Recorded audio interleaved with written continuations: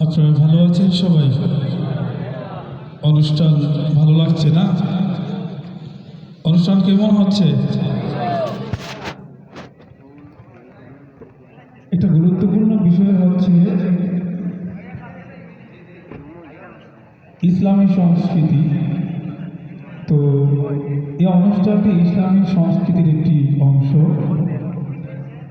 আমরা জানি হাসান ইবনে সাবিত রাদিয়াল্লাহু তাআলা আনহু কবিতা লিখতেন, কবিতাটাকে সুরে সুরে গাইতেন, আল্লাহ রাসূল ওনাকে উৎসাহিত করতেন। তো এই পর্যায়ে আসার পরে এখনকার পৃথিবী তামান্না মনে